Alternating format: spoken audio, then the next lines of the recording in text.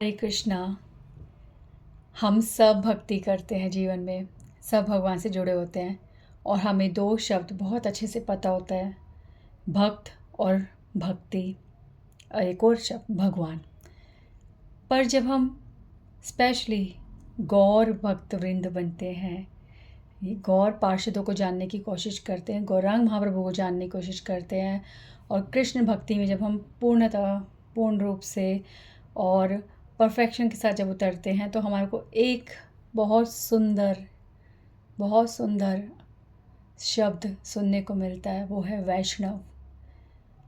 वैष्णव वैष्णव कौन होता है? वैष्णव का अर्थ होता है विष्णु भक्त। ठीक है, विष्णु भक्त, भगवान विष्णु अवतार। ठीक है, परम भगवान कृष्ण जो अवतार लेते हैं, ठीक है, राम जी, वामन अवतार, नरसिंह अवतार, ये सब जो अवतार है, राम अवतार, ये सब जब हम विष्णु अवतार से जब हम कनेक्ट होते हैं तो जो विष्णु की भक्ति करता है उसे बोलते हैं वैष्णव। ठीक है, वैष्णव। एक वैष्णव जो होता है वो एक साधारण व्यक्ति, वो शूद्र भी हो सकता है, वो ब्राह्मण कुल से भी हो सकता है, वो कोई भी हो सकता है, क्योंकि एक वैष्णव की क्वालिटी सिर्फ एक ही है, ये उपाधि पाने का एक ही साधन है, वो है भगवान की परम भक्ति, भगवान की प्रेम भक्ति। यही जो है इस वैष्णव शब्द को अर्जित करने के लिए यही एक योग्यता है। इसलिए वैष्णवों को ब्राह्मण ऋषि मुनियों से भी सबसे ऊपर स्थान प्राप्त है और इसलिए भगवान स्वयं कहते हैं मुझे वैष्णव अति प्रिय है। ठीक है, तो अगर हम सरल भाषा में कहें तो भक्त, ठीक है, पर जब हम वैष्णव समाज, भक्ति समाज में आते हैं तो हम वैष्णव बोलते हैं, वैष्णव। और जब हम गौड़िया भक्तों से जुड़ते हैं तो ये वैष्णव जो है, ये वैष्णव शब्द हमारे को बहुत सचेत करता है।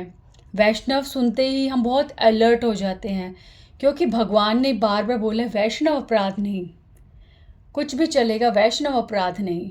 ठीक है, इसका मैंने पीछे भी उदाहरण दिया था, हरि स्थाने अपराधे तारे हरि नाम, वैष्णव स्थाने अपराधे ना ही परित्राण। भगवान अपने प्रति कोई भी अपराध को सहन कर सकते हैं और क्षमा भी कर सकते हैं, पर वैष्णव के प्रति अपराध को भगवान क्षमा नहीं करते। तो ये वैष्णव जो है, जिनको भगवान किसी भी वर्ण, ठीक है, किसी भी आश्रम पे नहीं, किसी भी तर्क पे नहीं तोलते, केवल और केवल भक्ति पर ही ये उपाधि अर्जित की जाती है, वैष्णव, भगवान से जुड़े हुए। ठीक है, वैष्णव। तो ये वैष्णव जब हम सुनते हैं तो हम वैष्णव जब सुनते हैं तो हमारे आंखों के आगे सीधा एक चित्र आता है कि वो तिलक धारण किए हुए, वो बिल्कुल मतलब पूरी ऑथेंटिक ड्रेस में जैसे होता है, धोती कुर्ता या साड़ी, या जो भी, अगर स्त्री है तो साड़ी और पुरुष है तो धोती कुर्ता, तिलक धारण किए हुए और शिका धारण किए हुए, सदैव मुख में हरि नाम, हाथ में चैंटिंग बैग, इस तरह की हमारे को एक छवि आती है। ठीक है, पर अगर ये छवि हमें दिख जाती है और ये हम समझते हैं ये वैष्णव है, तो क्या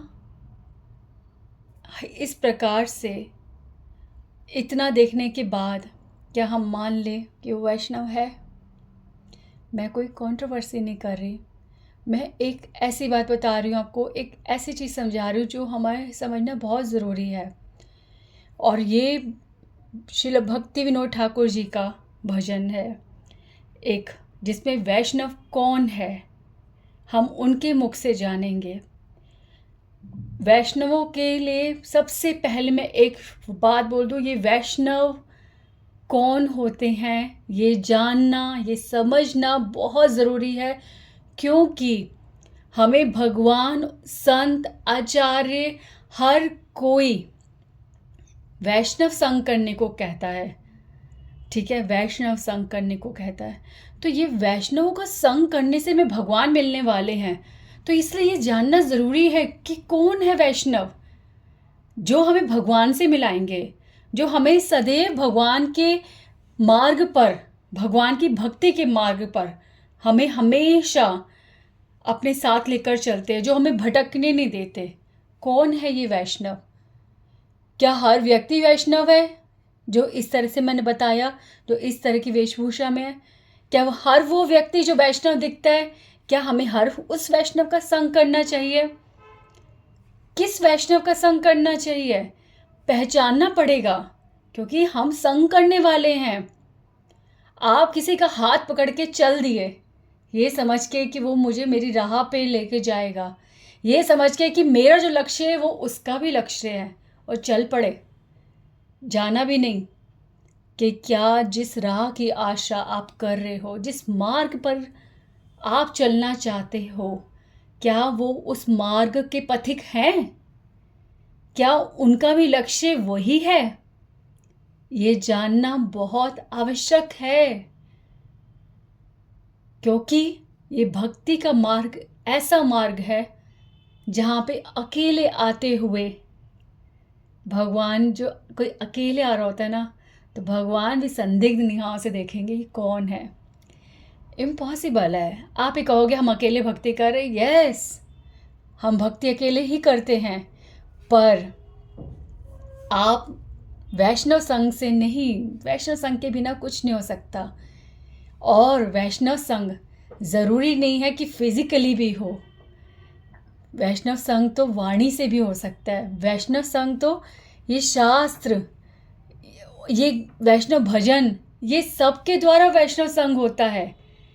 तो ज़रूरी नहीं है कि अगर श्री भक्ति विनोद ठाकुर, श्री प्रभुपाद जी और हमारी गुरु परंपरा, हमारे छठ गोस्वामी आज फिजिकली हमें नहीं दिख रहे तो हम उनका संग नहीं कर रहे। नो नो नो, सबसे पहले ही वो है हमारे वैष्णव संघ। हम उन्हीं के कदमों पे चल रहे हैं, उनके पीछे पीछे उनके अनुगत हैं हम। इम्पॉसिबल है। आप जब भक्ति करोगे तब आपको पता चलेगा we are actually following them. ये मार्ग ही उनका है। इस मार्ग को सुंदर उन्होंने बनाया है। इस मार्ग में इतनी सुंदर सुंदर फूलों की क्यारियां उन्होंने सजाई हैं। इस मार्ग में कितनी सुंदरता है ये उन्होंने दिखाई है। ये मार्ग सरल है, ये उन्होंने हमें समझाया है। ये मार्ग किस प्रकार दिशा बदलता है, इसके कौन से मोड़ है, इसमें कैसी सावधानी रखनी चाहिए, ये सब उन्होंने बताया है। तो हाउ इज़ इट पॉसिबल कि हम उनका संग नहीं कर रहे? They are always present with us, हम उनके संग में हैं। तो प्लीज़ ये वैष्णव भजन प्लीज़ समझिए कि कौन है वैष्णव जो हमें कभी भी अकेले नहीं होने दे सकते, जो हमें कभी भी टूटने नहीं दे सकते, जो हमेशा हमें साहस देते हैं कि भगवान हम सब के लिए सुलभ है, पतितों के लिए भी सुलभ है, सबके लिए, दुराचारी दुर्जन सबके लिए भगवान बहुत सुलभ है। तो शुरू करते हैं भजन। कभे मुई वैष्णव चिनिब हरि हरि, वैष्णव चरण कल्याणेर खानी, कल्याणेर खनी, मातिव हृदय धरी। यहाँ पे श्री भक्ति विनोद ठाकुर जी कह रहे हैं, ध्यान से सुनो कि हे हरि कब मैं वैष्णवों को पहचानूंगी, कब मैं वैष्णवों को।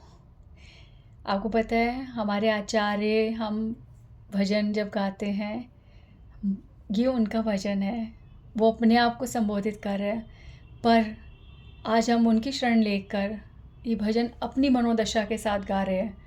तो इसमें अपने आप को देखो, ये जो मेरे मुंह से निकला ना पहचानूंगी, जब आप सिंग कर रहे हो तो आप बोलो कि भक्ति श्री भक्ति विनोदेर दासेर दासेर दासेर अनुदास अनुदासी। अब जो अपना नाम बोलो, because now you are praying at the lotus feet of Radha Rani Kanu Gaur Nitai. So speak your name, feel that is you now. आप हो जो इस भजन को अब गा रहे हो, इसमें कोई अपराध नहीं है, क्योंकि ये हमारी दशा है इस टाइम। हे हरि, कब मैं वैष्णवों को पहचानूंगी? चिन्ह मतलब पहचानना। कब पहचानूंगी? वैष्णवों के चरण कमल समस्त प्रकार के मंगल के उद्गम स्थान है। वैष्णवों के चरण कमल समस्त प्रकार के मंगल के उद्गम के स्थान है। यानी कि वैष्णव वो है जिनके चरणों में अगर हम शरण लेते हैं, अगर उनके पास जाते हैं, तो हमारे जीवन में, हमारे माइंड में जो भी अशुभ, जो भी हमारे क्या बोलते हैं प्रॉब्लम आई है, जो हमारे माइंड में संदेह आए हैं, जो हमारे जीवन में कोई प्रॉब्लम आई है जिनसे हम भक्ति में हिलने लगते हैं, उन वैष्णवों को बताकर, और बताया भी ना जाए, केवल उनके संग में, उनके पास जाके ही हमारी वो सारी समस्याएं सुलझ जाए। ये कौन से वैष्णव हैं? कब मैं उन्हें पहचानूंगी? अतएव उन्हें मैं अपने हृदय में स्थापित कर मदोन्मत्त हो जाऊंगी। ये कौन से वैष्णव है जिनका सिर्फ स्मरण करने से हम भक्तिमय हो जाते हैं, हमारी कॉन्शियसनेस टोटली कृष्णा कॉन्शियस हो जाती है। ये कौन से वैष्णव है? वैष्णव ठाकुर आप प्राकृत सदा निर्दोष आनंदमय, कृष्ण नामे प्रीति जड़े उदासीन, जीवेते दयार्द्र है। वैष्णव ठाकुर आप प्राकृत सदा, वो जो है वैष्णव, वो अप्राकृत, वो तीनों गुणों से परे होते हैं, वो गुणों के अधीन नहीं होते।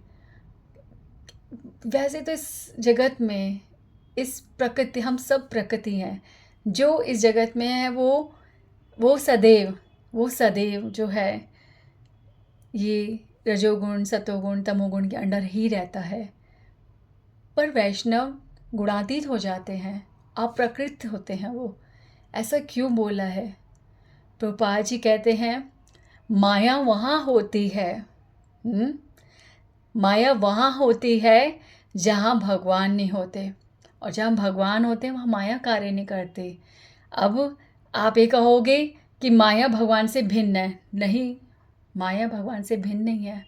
माया तो भगवान की शक्ति है, फिर चाहे वो अंतरंगा शक्ति हो चाहे बहिरंगा शक्ति हो। भगवान के दो हाथ है, वो भगवान से भिन्न कैसे हो सकते हैं? भगवान की शक्ति है वो। भगवान आप ठीक है, आपने अपने से लिंक्ड किसी पर्सन को जब कोई काम दिया कि देखो मैं ना आ रहा हूँ तब तक तुम ये करो, ठीक है, अपना ही कोई काम दिया है, आपने बोला आप ये काम करो मैं अभी आता हूँ, और वो बंदा जो है काम कर रहा है, पर जब आप पहुँचे अरे मैं आगे, चलो छोड़ दो मैं कर रहा हूँ। समझे कुछ? तो माया अपना कार्य करते, पर जब जहाँ भगवान मौजूद हो जाते हैं फिर वो कार्य भगवान का ही होता है।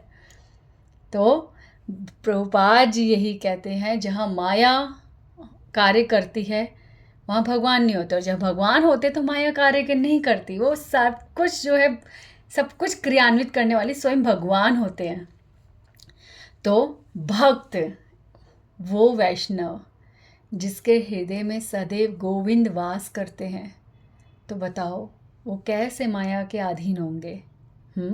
इसलिए वो अप्राकृत हैं, ठीक है, निर्दोष आनंदमय। वो निर्दोष होते हैं, निर्दोष, उनके अंदर कोई दोष नहीं होता, कोई दोष नहीं होता। वो अगर हमें कभी कुछ डांट जाते हैं, कुछ बोल जाते हैं, या कुछ अजीब सा भी कभी व्यवहार हो जाता है, तो वो हमारे लिए होता है। वैष्णव जो है भगवान का यंत्र है, भगवान का साधन है हमारे जीवन में परिवर्तन लाने के लिए उनको तो अपनी सुध नहीं है, वो तो पूरी तरह से भगवान पर निर्भर हैं, पूरी तरह से भगवान को समर्पित है। उनके द्वारा जो भी कार्य होता है वो कार्य भगवान का ही होता है। तो वो हमारे साथ जो भी व्यवहार कर रहे हैं वो भगवान उनके माध्यम से हमें सिखा रहे हैं। वो निर्दोष होते हैं। अगर वो हमारे अंदर कोई त्रुटि बता रहे, यदि वो हमें कुछ सिखाने के लिए कुछ बोल रहे हैं, तो वो हमारे लिए है। उनका क्रोध, उनकी टिप्पणियाँ, उनके कोई भी कमेंट हमारे लिए है, वो हमें सुधारने के लिए है। तो वो निर्दोष होते हैं, ठीक है, निर्दोष। वो उनके अंदर तो कपट ही नहीं होता ना, इसलिए जो दिखता है वो साफ बोलते हैं। अपना चेला बनाने के लिए, आपको अपने साथ रखने के लिए, आपको खुश कर दिया जाए और बोल दे, वो वैष्णव कौन? वैष्णव तो वो है जो बिल्कुल समय पर, बिल्कुल कपटहीन होकर हमें हमारा दोष बता दे, हमें हमेशा हमारे बंधु बनकर हमें हमेशा सत्य दिखाएं, सत्य बताएं और सत्य समझाएं। वो वैष्णव, वो सदैव आनंदमय होते हैं, आनंदमय। वो सदैव आनंद में रहते हैं। क्यों? क्योंकि सच्चिदानंद उनके हृदय में वास करते हैं। सच्चिदानंद उनके हृदय में वास करते हैं। प्रभुपाद जी, श्री गोपाल कृष्ण महाराज जी, गौर गोविंद महाराज, भक्ति सिद्धांत सरस्वती ठाकुर, श्री प्रभुपाद जी, सब हमारे गुरु जो हैं, जो रहे हैं, क्या उन्होंने कुछ सहन नहीं करा? उन्होंने बहुत कुछ सहन करा है, तब जाके ये भक्त समाज बना है। बहुत कुछ सहन करा है। तो उनको पीड़ा नहीं होती थी क्या? हाँ, उनको नहीं देखना पड़ता था सत्य को, कड़वे सत्यों को देखना पड़ता था, सब कुछ होता था, पर कैसे वो जीवित रहते थे इन सब के बीच में? क्योंकि वो सच्चिदानंद, जैसे ही उस सच्चिदानंद के संपर्क में वो आते थे, जैसे ही वो उनकी लीला स्मरण करते थे, जैसे ही उनका नाम करते थे, वो आनंदमय की स्थिति में पहुंच जाते थे। इस प्रकार से ही वो इस जगत में हमारे मार्गदर्शन के लिए सदैव तत्पर रह पाए। तो वो सदैव आनंदमय की स्थिति में होते हैं। कृष्ण नामे प्रीति जड़े उदासीन जीवेते दयार्द्र है। उनकी प्रीति कृष्ण नाम में होती है, हरि नाम में होती है। जड़े उदासीन, जड़े उदासीन मतलब जड़। आप सोचते होगे कि भक्त संसार को जड़ क्यों कहता है? जड़ जो है, जड़ का मतलब होता है जो रूटेड है, ठीक है, रूटेड। वो आपके साथ मूवमेंट नहीं कर सकता, वो जड़ है, ठीक है, वो रूटेड है, अपने स्थान पर ही रहता है। तो आप जब किसी जड़ वस्तु का संग करते हो, आप संग करते हो, पर कोई जो जड़ वस्तु है जो आपके साथ न बदल सकती है, न आपके साथ आपके मार्ग पर चल सकती है, जो अपने स्थान पर स्थित है, जो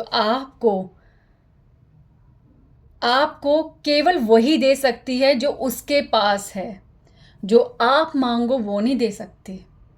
ऐसी जड़ वस्तु, ऐसी जड़ वस्तु को जड़ ही तो कहा जाएगा। और ये संसार जड़ वस्तु है, ये संसार जड़ वस्तु है। इस जड़ वस्तु के प्रति उदासीन हो जाते हैं। आपको क्या लगता है कि वो त्याग करते हैं? उनको ऐसी प्रैक्टिस करनी पड़ती है कि उनको ये संसार में इंटरेस्ट नहीं पैदा करना, वो आंखें बंद कर ले या फिर ध्यान ना दे या मिंगल ना हो किसी से, आना जाना बंद कर देते हैं, ये सब वो प्रैक्टिस करते हैं। आप बताओ कि आपको कितने अच्छे एक्सपीरियंस हो रहे हैं लाइफ में। आप अगर जीवन के स्कूल भी क्रॉस कर ली ना आपने, तो आपको अपने फ्रेंड्स के सही फेसेस दिख चुके होंगे। कौन आपके फ्रेंड्स राइट हैं, कौन से रॉन्ग है, आपको पता चल गया। क्या आप उन जड़ लोगों के प्रति उदासीन नहीं हो गए? उदासीन मतलब आप विमुख हो गए। You don't want to face them because they are not benefiting you. वो किसी प्रकार से आपको लाभ नहीं दे रहे। अब आपको हर्ट करते हैं, आपको आपकी कॉन्शियसनेस को वो अपने ऊपर सेंटर कर लेते हैं। ऐसे लोग जिनके बारे में आप सोचते ही रह जाते हो और सिर्फ तकलीफ में रह जाते हो, कि आप ऐसे लोगों को छोड़ नहीं देते या उनका संग करते हो? बताओ। स्कूल, ऑफिस, परिवार, हाँ, रिश्तेदार, और आगे आगे अपनी एज ग्रुप में ही देख लो, आप ऐसे जड़ लोगों को देख चुके हो। तो उनके ऊपर तो भगवान की कृपा है। किनके? वैष्णवों के ऊपर, कि भगवान कहते हैं नो मेरे बच्चे, नो, ये जीवन बहुत छोटा है, ये जीवन काल बहुत छोटा है। ये जल्दी से जल्दी उन्हें रियलाइज हो जाता है, इसलिए उनको जल्दी से जल्दी सबके राइट फेसेस दिख जाते हैं। अब बताओ, जिनके असली चेहरे सबके दिख जाए, उनके प्रति उदासीन कैसे ना होए? भक्त किसी का भी संग कर सकता है, एक एक चींटी तक का, एक पापी का, किसी का भी, बस शर्त एक है कि वो केवल उसे हरि का स्मरण कराए। भक्त को कुछ नहीं चाहिए, कुछ नहीं चाहिए और कुछ नहीं चाहिए। भक्त क्यों भक्त पतितों को ही उद्धार करते हैं, पापियों को ही शिक्षा देते हैं। प्रभुपाद जी क्यों पाश्चात्य देशों में, क्यों फॉरेन कंट्रीज में जाके भक्ति दे रहे हैं? क्योंकि वो पापी हैं, क्योंकि वो भगवान के बारे में नहीं जानते, क्योंकि वो भगवान के बारे में सुनते हैं। अगर आप किसी हिंदुस्तानी को भगवान के बारे में बताओगे ना कि कृष्ण भगवान है, वो इसलिए भगवान है, कृष्ण भगवान ने ये लीला ऐसे करी, तो वो कहेंगे हाँ हाँ हाँ, हमें पता है, हमने पढ़ा है, हमें भी नॉलेज है, और कुछ बोलने लग जाएंगे, और कुछ बताने लग जाएंगे। और भक्त जो एक गहरी बात कर रहा है, अरे भक्त अपनी नॉलेज इम्पोज नहीं करता, उसको नॉलेज दिखाने का कोई शौक नहीं है। वो तो केवल हरि कथा करना चाहता है, वो तो जीता है यार हरि पे, हरि कथा से ही तो उसका जीवन है। तव कथामृतम तप्त जीवनम कविभिरीदितं कल्मषापहम्। भक्त कहता है कि हे हरि, हे कृष्ण, आपकी कथा अमृत है, तप्त जीवनम, जो लोग जीवन में तप रहे हैं उनके लिए अमृत है। भक्त कितनी बार मरता है और ये कथा ही उसे जीवित करती है, उसे जीवित रखती है। भक्त भी उदास हो जाते हैं, भक्त भी हार जाते हैं, तड़प जाते हैं, रो जाते हैं, पर जब वो हरि कथा उनको मिल जाती है तो वो कथा उनके लिए अमृत है और वो जी जाते हैं। इसलिए एक भक्त जो है उन मूर्खों के पास जाता है जो भगवान के बारे में नहीं जानते, जो पतित हैं, ऐसे लोगों को ढूंढते हैं ताकि कोई उनके मुख से हरि कथा सुने और उनको जीवित रख पाए। ये कारण होता है, यही कारण है प्रभुपाद जी ने पतितों को ढूंढ ढूंढ के पावन कर दिया। बहुत दुख होता है। प्लीज़ प्लीज़ प्लीज़ आप किसी भक्त के पास जाओ ना, बस एक भक्त से भगवान के बारे में पूछो, उसके बाद चुप, एकदम चुप, उनकी आवाज़ सुनो, उनकी बात सुनो, उनकी कथा सुनो। और सुनने को नहीं मिल रही तो वहाँ से आप भी चले जाओ, क्योंकि जो वैष्णव है वो चुप नहीं रह सकता। उसको तो बस एक इशारे ही बस कर दो, फिर वो चुप हो ही नहीं सकता भगवान के बारे में बोलने से। नो, इंटरप्ट नहीं करना चाहिए, जस्ट लिसन। हमें ये पता है, हाँ हाँ हाँ ऐसे हुआ था।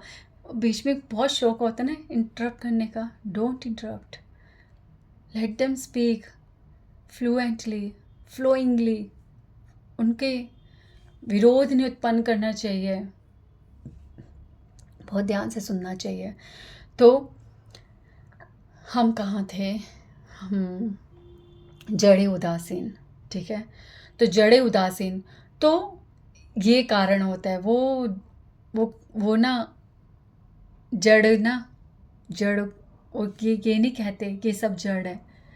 वो तो बस ये देखते हैं कि ये जो व्यक्ति है या ये जो वस्तु है इसमें कृष्ण भक्ति का फल नहीं लगा, तो ये सिर्फ जड़ है, सूखी हुई जड़।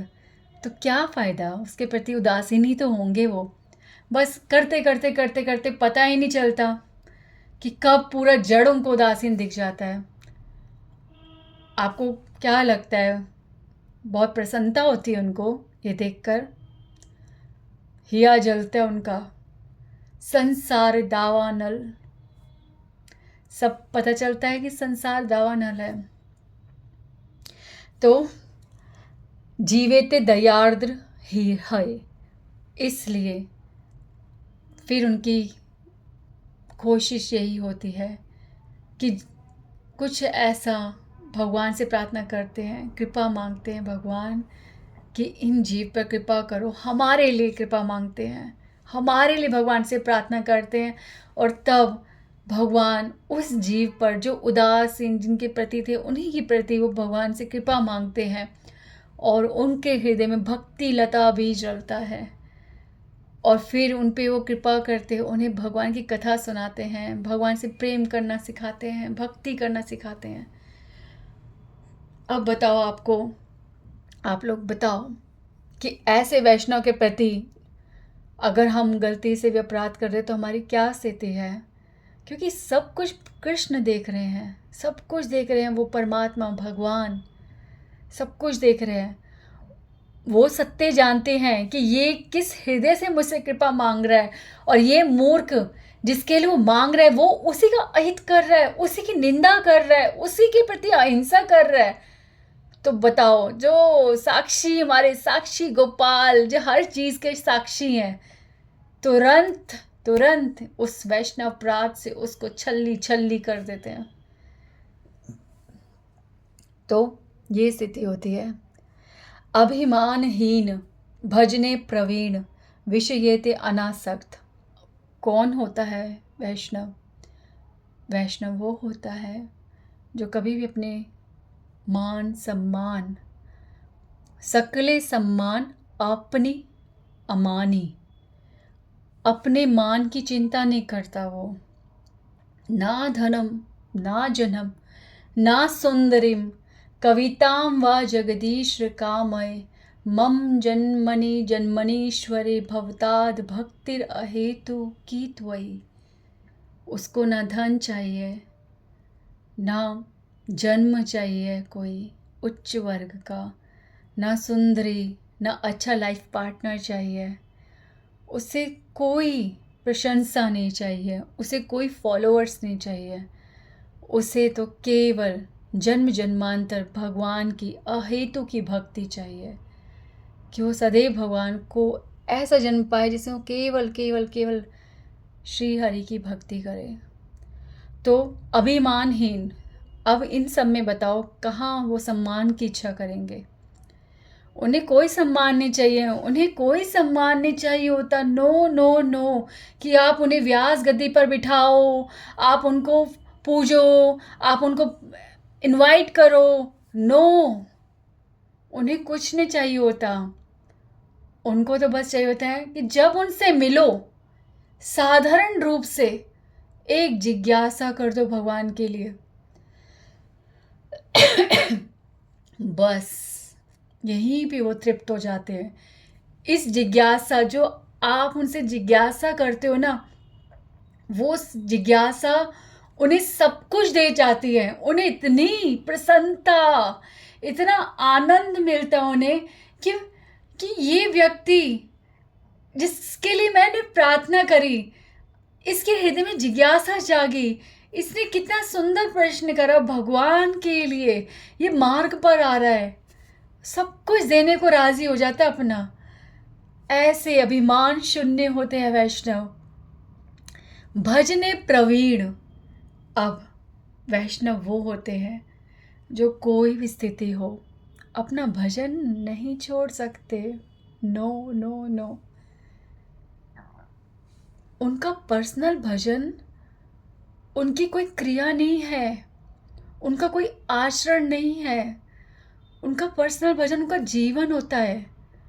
आप अगर उनके जीवन में, उनके किसी दिन में, किसी भी अवसर में उनको कहीं जाना पड़े, उनके लिए कोई बड़ा कोई प्रोग्राम भी हो या कुछ भी हो, या उनको कहीं अटेंड करना है, या उनके जीवन में कोई बड़ा दिवस भी क्यों ना हो, शादी जैसा, पार्टी जैसा, या कोई भी अभिषेक क्यों ना हो, बड़े से बड़ा अवसर क्यों ना हो, उनका पर्सनल भजन वो नहीं छोड़ता। भजने प्रवीण।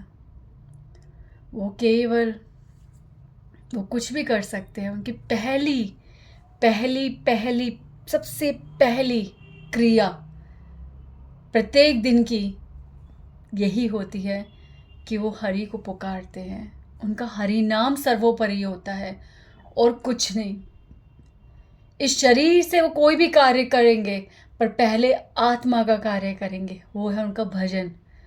अपने भजन को छोड़कर वो कुछ भी नहीं कर सकते। वह जानते हैं कि इस भजन से ही उन्हें सारी शक्ति मिलती है। इसलिए चाहे कितनी ही बड़ी क्यों ना सेवा हो, वो उनका भजन पहले होता है। क्योंकि सेवा, प्रभुपाद जी बार बार बोलते हैं, भक्तिमय सेवा, भक्तिमय सेवा। प्रभुपाद जी ने सेवा शब्द नहीं लिखा। अगर आप अपने भजन को छोड़कर सेवा को पहले कर रहे हो तो this is not right at all. वो सेवा सिर्फ सेवा है। उस सेवा में कहीं ना कहीं आप हेतु डाल बैठोगे। सेवा भक्तिमय होती है, और भक्ति जब आप अपनी करोगे तभी तो आप, अगर आप कहोगे कि ऐसा कैसे हो सकता है, कोई सेवा बहुत ऊपर है, तो आप उठोगे उस दिन अर्ली, अपने टाइम से भी और अर्ली उठोगे, क्योंकि आप उसके भजन के बिना रह नहीं सकते। मैं बोल रही हूँ ना, ये क्रिया नहीं है। उनका पर्सनल भजन उनकी क्रिया नहीं होती कि चलो आज छोड़ देते हैं कुछ या बाद में कर लेते। नो नो नो, वो उनकी शक्ति है। जैसे एक व्यक्ति भोजन खा के घर से निकलता है क्योंकि उसे पूरे दिन बाहर काम करना है, ऐसे ही ये उनकी शक्ति है। इसका भोग किए बिना, इस भोजन का, इस भक्ति का भोग के बिना वो कुछ नहीं कर सकते। उनकी माइंड की स्थिति संतुलन नहीं कर पाती। उनका भजन उनके प्राण होते हैं, वो हरि से मिलते हैं। उनका लीला स्मरण, उनका सब कुछ भजन होता है। उसमें ही तो सब कुछ है। उसके बाद वो जो भी कार्य करते हैं वो भक्ति ही बन जाता है। वो सेवा, सब कुछ भक्तिमय हो जाता है। हर कार्य भक्तिमय हो जाता है। भजन प्रवीण। विषयेते अनासक्त। विषयेते अनासक्त। उनकी विषयों में आसक्ति नहीं होती, अटैचमेंट नहीं होता। They don't depend. वो कि ये खाना है, वो खाना है, यहाँ जाना है, वहाँ जाना है। प्लीज़, मैं सच बताऊँ, थोड़ा सा प्रैक्टिकल बोल रही हूँ। उनके माइंड में ऐसे थॉट्स नहीं आती है कि मुझे वो खाना है, मुझे वो खाना है। आई एम सॉरी, पर मैं एक चीज़ बोलूँ कि प्याज लहसुन के बिना नहीं खाना होता, ठीक है। नहीं खाना होता, पर प्याज लहसुन के बिना नहीं खाना, और आप बाहर का नहीं खा सकते, इसलिए इतनी लग्जरियस चीज़ें, फूड घर में बनाना, खाना, भगवान को भोग लगाने के नाम पर क्या हम बहुत ज़्यादा इंद्रिय भोग नहीं करने लग गए? घर में चाउमीन बनेगी, घर में पास्ता बनेगा, घर में मंचूरियन बनेगा, घर का सब कुछ बनाना है। एक स्त्री, एक वैष्णवी जो भोग बना रही है, जिसको कथा में रुचि लेनी चाहिए, जिसको भगवान की भक्ति में कार्य ज़्यादा करना चाहिए, वो इन सब में इतना लग जाती है, उसका भजन हिल नहीं जाता होगा, उसको कितनी तैयारियां नहीं करनी पड़ती होगी। कहीं आपकी डिमांड्स में उसको कहीं यही तो नहीं लगता कि ये सेवा ही भक्ति है? आप उसको इस गलत फहमी में तो नहीं डाल रहे, या आप इस गलत फहमी में खुद तो नहीं हो? ये सेवा सेवा सेवा सेवा के नाम पर आपको ध्यान दे रहे हो कि कहीं ये इंद्रिय भोग तो नहीं हो रहा? अगर आप विचार कर करके आप ये सब बना रहे हो, खा रहे हो, खिलाने के नाम पर, कभी सेवा के नाम पर, और इस तरह से,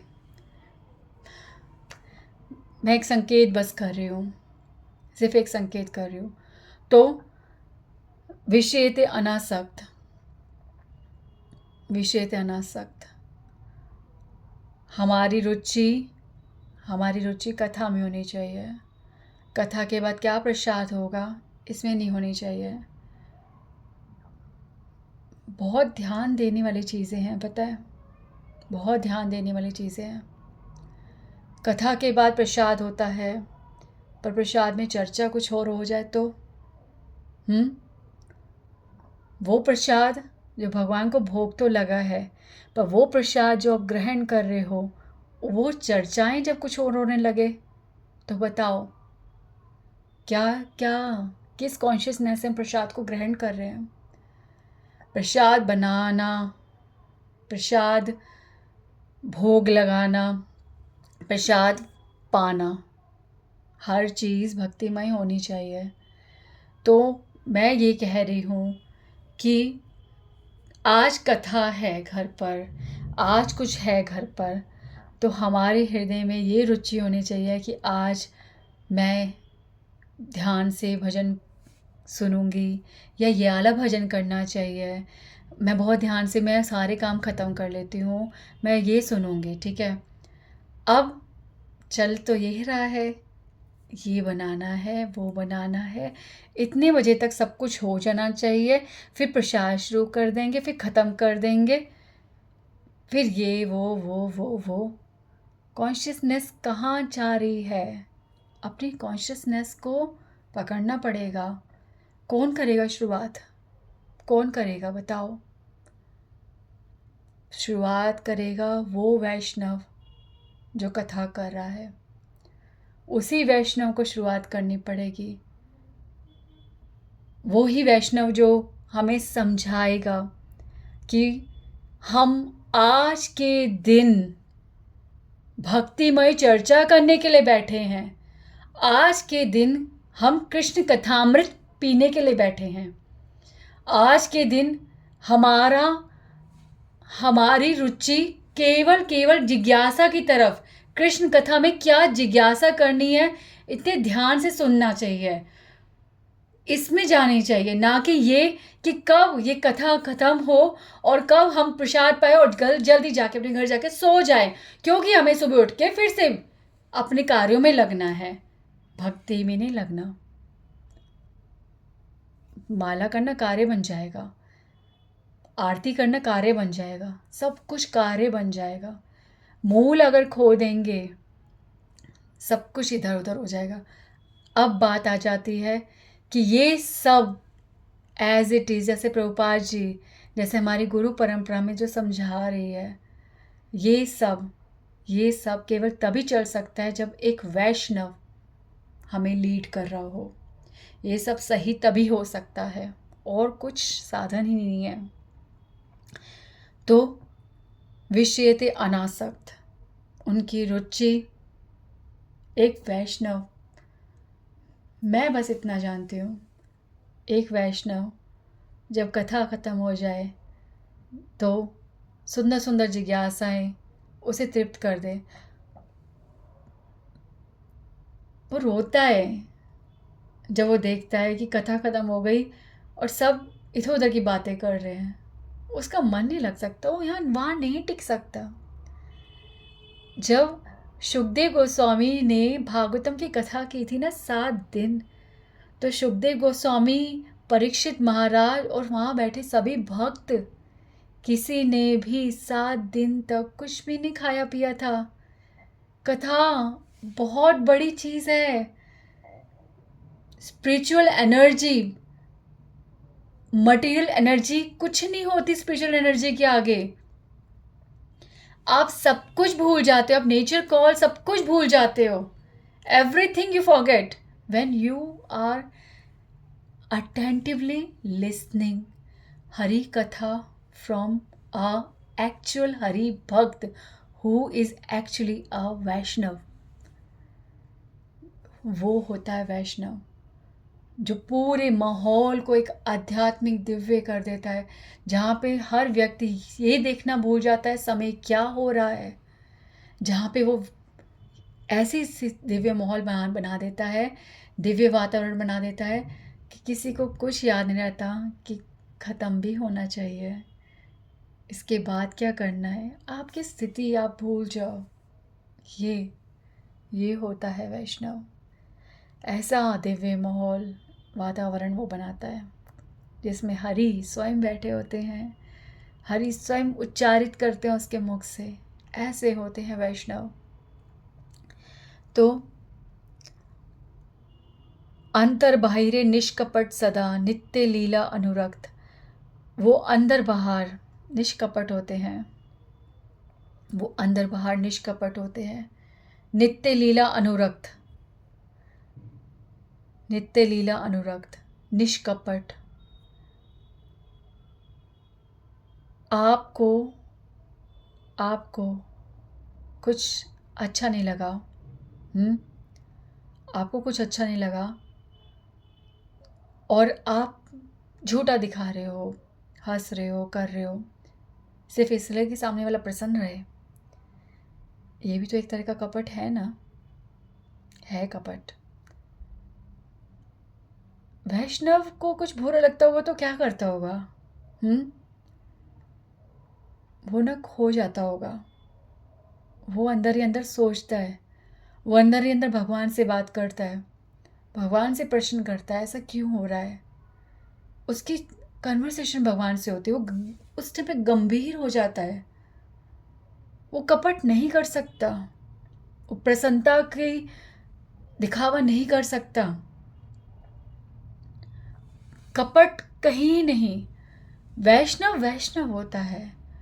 यदि उसे कुछ बुरा लगता है वो बोलेगा, अगर उसने नहीं बोला तो वो सोचेगा अंदर, बाद में विचार करेगा उस घटना के बारे में, वो क्यों करेगा, वो नहीं चुप हो सकता, वो जो है वो ही बोलता है। क्योंकि अगर किसी भी प्रतिक्रिया को वो होल्ड करेंगे हृदय में तो भगवान का स्मरण हिल जाएगा। एक क्षण मात्र वो भगवान के स्मरण से कॉम्प्रोमाइज नहीं कर सकते। दैट्स वाई दे आर निष्कपट, वो डुप्लीशियस बिहेव नहीं कर सकते। What ever they speak they actually express the statement of their heart. क्या है उनके हृदय में वो एक्सप्रेस कर देते हैं नेचुरली। गौर गोविंद महाराज कहते हैं एक वैष्णव, गौर गोविंद महाराज श्री भक्ति सिद्धांत सरस्वती ठाकुर का उनके वर्ड्स रख के बोलते हैं कि Vaishnav is as simple as a child.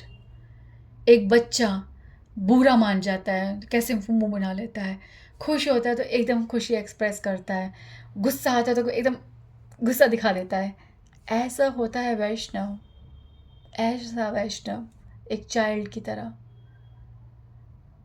तो निष्कपट नो, आज आपने कुछ बोला, ठीक है, और वो चुप रह गया, अब 4-5 दिन बाद उसने आपको बताया, उस दिन तुमने जो मुझे कहा था ना, वो मुझे बहुत बुरा लगा था, इसलिए मैं इतने दिन से तुमसे बात नहीं कर रहा था। इज ही अ वैष्णव? बताइए, कहाँ से होल्ड कर बैठा हो वैष्णव? नो नो नो, अभी कंक्लूजन आने वाला है, भक्ति विनोद ठाकुर बताएंगे। तो वो कौन था, हाँ, जिसको हम वैष्णव मान बैठे? क्या वो वैष्णव था या नहीं? इसलिए अभी तो मैं इसको एंड कर रही हूँ और मैं सेकंड पार्ट बना रही हूँ, because you don't listen, it's too big recording. Hari बोल, हरे कृष्णा कृष्णा कृष्णा हरे हरे, हरे राम राम राम हरे हरे।